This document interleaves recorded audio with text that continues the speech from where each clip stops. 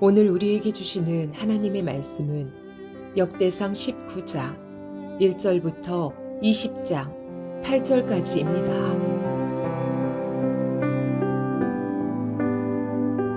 그 뒤에 암몬 사람의 왕 나하스가 죽고 그 아들이 뒤를 이어 왕이 되었다.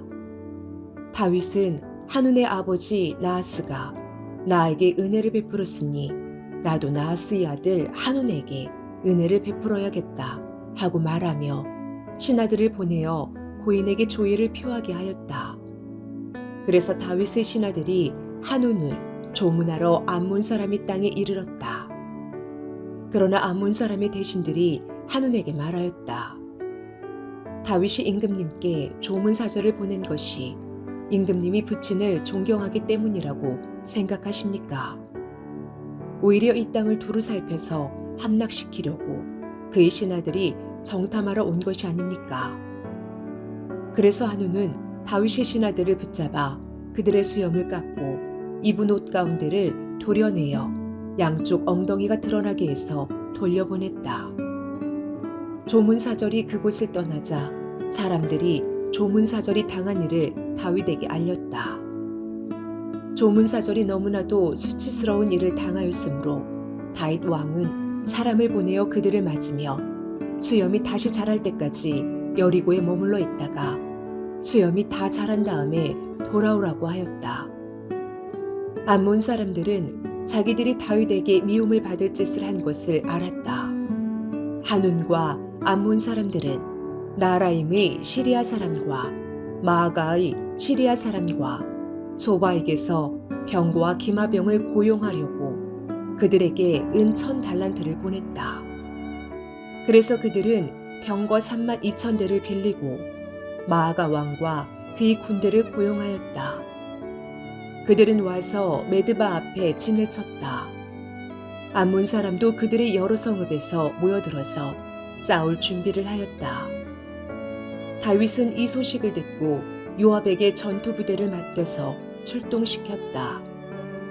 암몬 사람도 나와서 성문 앞에서 전열을 갖추었으며 도우러 온 왕들도 각각 들녘에서 전열을 갖추었다. 요압은 적의 전열이 자기 부대의 앞 뒤에서 포진한 것을 보고 이스라엘이 모든 정예병 가운데서 더 엄격하게 정예병을 뽑아 시리아 군대와 싸울 수 있도록 전열을 갖추었다. 남은 병력은 자기 아우 아비새에게 맡겨 암몬 군대와 싸우도록 전열을 갖추게 하고서 이렇게 말하였다. 시리아 군대가 나보다 강하면 내가 와서 나를 도와라. 그러나 암몬 군대가 너보다 더 강하면 내가 너를 돕겠다. 용기를 내어라. 용감하게 싸워서 우리가 우리 민족을 지키고 우리 하나님의 성읍을 지키자. 주님께서 좋게 여기시는 대로 이루어 주실 것이다. 그런 다음에 요압이 그의 부대를 거느리고 싸우려고 시리아 군대 앞으로 나아가니 시리아 군인들이 요압 앞에서 도망하여 버렸다. 암몬 군인들은 시리아 군인들이 도망하는 것을 보고서 그들도 요압이 아우 아비새 앞에서 도망하여 성으로 들어가 버렸다. 그래서 요압은 예루살렘으로 돌아갔다. 시리아 군인들은 자기들이 이스라엘에게 패한 것을 알고서 전령을 보내어 유프라데스 강 동쪽에 있는 시리아 군대를 동원시켰다. 하다네셀의 부하 소박 사령관이 그들을 주의하였다. 다윗이 이 소식을 듣고 온 이스라엘 군대를 모아 거느리고 요단강을 건너서 그들이 있는 곳에 이르러 그들을 향하여 전열을 갖추었다. 다윗이 시리아 사람들에 맞서 진을 치니 그들이 다윗과 맞붙어 싸웠으나 시리아는 이스라엘 앞에서 도망하고 말았다. 다윗은 시리아 병거를 모는 7,000명과 보병 40,000명을 죽이고 소박 사령관도 쳐서 죽였다. 하다네셀의 부하들은 자기들이 이스라엘에게 패한 것을 알고서 다윗과 화해한 뒤에 그를 섬겼다. 그 뒤로는 시리아가 다시는 암몬 사람을 도우려 하지 않았다. 그 다음에 봄에 왕들이 출전하는 때가 되자 요압이 병력을 이끌고 나가서 암몬 사람의 땅을 무찌르고 더 가서 라빠를 포위하였다. 그러나 다윗은 예루살렘에 머물러 있었다. 요압이 라빠를 쳐서 함락시켰다. 다윗이 암몬 왕의 머리에서 금 관을 벗겨왔는데 달아보니 그 무게가 금 1달란트나 나갔고 금 관에는 보석이 박혀 있었다. 다윗은 그 금관을 가져다가 자기가 썼다. 다윗은 그 도성에서 아주 많은 전리품을 약탈하였으며 그 도성에 사는 백성도 끌어다가 톱질과 곡괭이질과 도끼질을 시켰다. 다윗은 암몬 사람의 모든 성읍에 이와 똑같이 한 뒤에 모든 군인을 거느리고 예루살렘으로 돌아왔다. 그 뒤에 게셀에서 블레셋 사람과 전쟁이 벌어졌다. 그때 후사 사람 십부개가 거인족의 자손 10배를 쳐 죽이자 블레셋 사람이 항복하였다. 또 블레셋 사람과 전쟁이 벌어졌다. 야일의 아들 엘하나니 가드 사람 골리앗의 아우 라으미를 죽였는데 라으미의 창 자루는 베틀 앞다리 같이 굵었다. 또 가드에서 전쟁이 벌어졌을 때에 거인이 하나 나타났는데 그는 손가락 발가락이 각각 6개씩 모두 24이었다. 이 사람도 거인족의 자손 가운데 하나이다. 그가 이스라엘을 조롱함으로 다윗의 형 시므아의 아들 요나단이 그를 쳐 죽였다. 이들은 모두 가드에서 태어난 거인족의 자손인데 다윗과 그 부하들에게 모두 죽었다.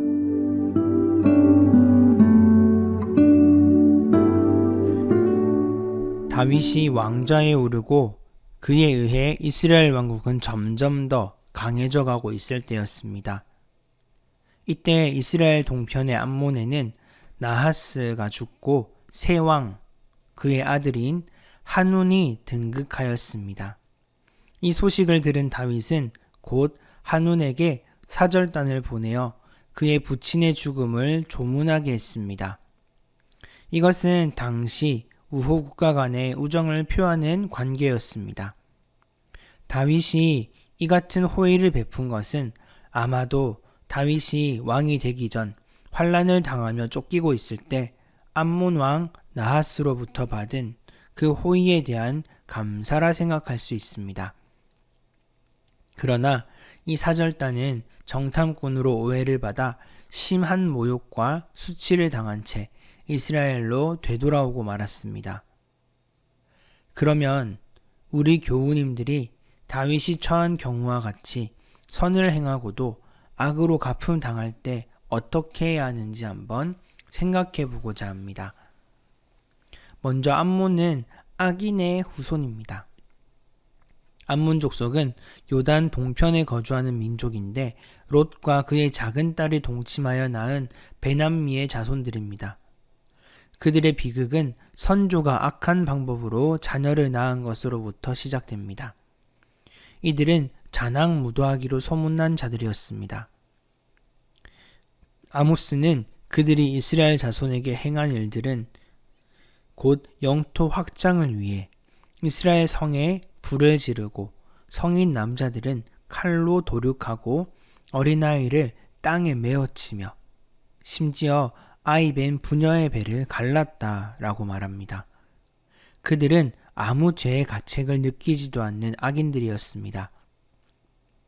그래서 암몬의 한운이 다윗의 호의를 악하게 받아들인 것도 그들의 습성에 의한 것입니다.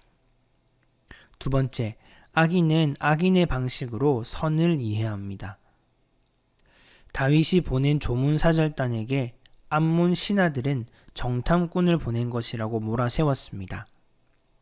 아무리 국제 간의 정세가 오늘 다르고 내일 다르다 해도 이런 호의를 염탐이라고 생각하는 것을 보면 암몬 족속은 이미 다윗을 불신하고 있고 이스라엘을 위협적인 상대로 보고 있다는 증거입니다. 이같이 악인은 이웃의 선을 받아들이지 못하며 자신의 악한 방식을 따라서 무엇이든지 악한 것으로 오해하고 스스로 불안해합니다. 다음으로 악인은 선을 악으로 갚습니다. 그들의 악함으로 생긴 억측과 오해는 예기치 않은 불상사를 불러일으킵니다. 암몬의 오해와 무모한 행동은 결국 이스라엘과 암몬 사이의 전쟁으로 커졌고 암몬은 패배하게 됩니다. 그들은 다윗의 사신을 모욕했었습니다. 고대 근동의 남자에게 있어 수염은 권위와 축복의 상징이며 따라서 긴 수염은 명예로운 것으로 여겨졌습니다. 그런 수염이 강제로 깎인다는 것은 수치와 굴욕이며 일국의 사절로서 죽음보다도 더 치욕스러운 일이었습니다. 또한 조문사절의 옷을 양쪽 엉덩이가 드러나도록 잘라버렸으니 이런 모욕이 또 어디 있겠습니까? 그들은 다윗에게 정면으로 도전한 것입니다. 한운이 다윗의 선한 호의를 이와 같이 악하게 받아들이고 그 사신들을 괴롭힌 것은 사실 다윗을 향한 모욕이고 다윗에게 도전한다는 선전포고와 같습니다. 반면에 선한 자들은 이러한 특징들이 있습니다. 먼저, 선한 자는 은혜를 저버리지 않습니다.